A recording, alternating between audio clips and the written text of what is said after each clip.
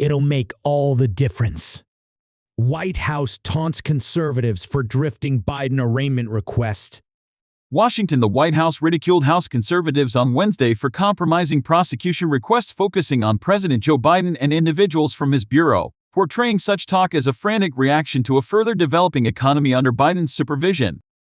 The counter signals a forceful, head-on come closer from the White House to get before potential arraignment procedures that would slam into the 2024 official mission season. Presently, House conservatives are directing their disappointed energy into a deliberate and intentional desire to reprimand somebody someplace for something, White House Representative Press Secretary Andrew Bates said in an update, in which he gave the ovals to accentuation. "We're certain they'll sort that one out. What's more, this time, it'll make all the difference." Very much like their quest for fabricated paranoid fears about the president for the beyond 4 years has.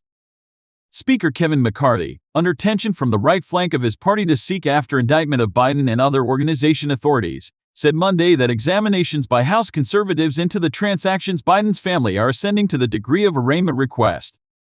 The following day, McCarthy appeared to stroll back the assurance of a request, telling correspondents he wasn't declaring it.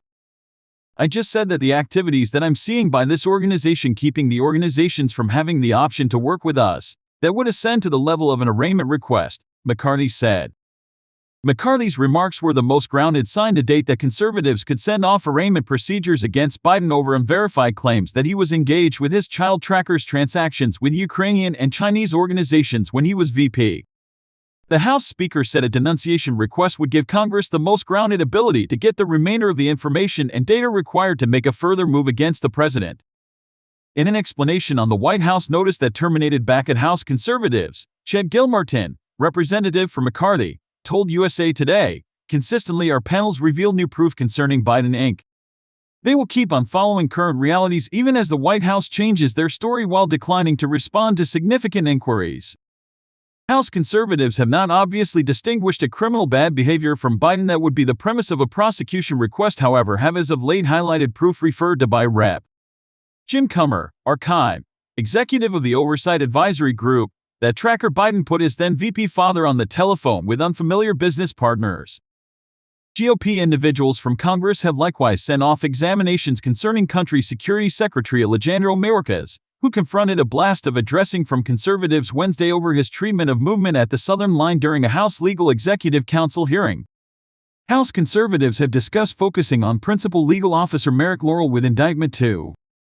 At the House hearing, Rep. Jerry Nadler, DNY, mocked the GOP for making counterfeit cases against Mayorkas. "Some of it risky. Some of it trivial. None of it valid. All things considered, conservatives have not laid out any genuine grounds to denounce Secretary Mayorkas. They have not uncovered proof of bad behavior or wrongdoing of any sort," Nadler said. "They have strategy conflicts with the Secretary. Thus do we.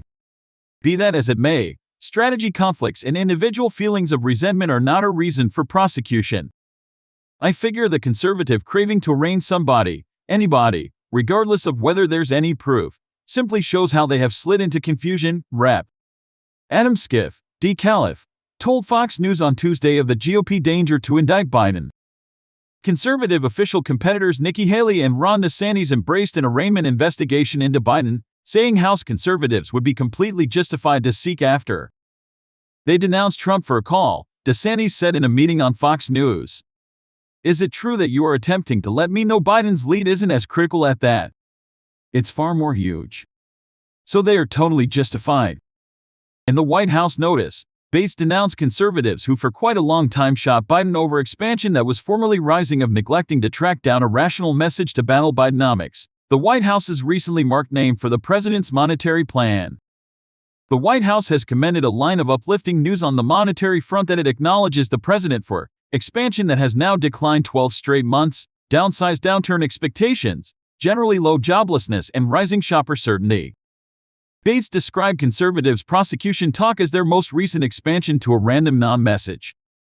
Rather than having a predictable, restrained message, the legislative GOP public reactions of the Biden-Harris organization are currently a divided snatch sack that runs the range, Bates said.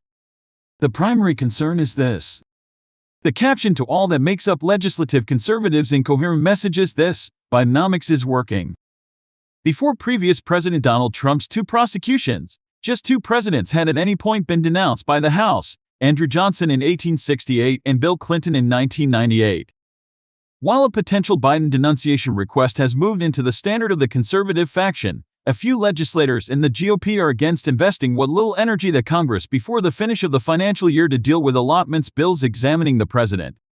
The House will break toward the finish of this current week until mid-September. Showing up on CNN, Rep. Ken Buck, Arcolo, referred to McCarthy's moves as prosecution theater. What he is doing is he is talking about there is a glossy item here, and we're truly going to zero in on that.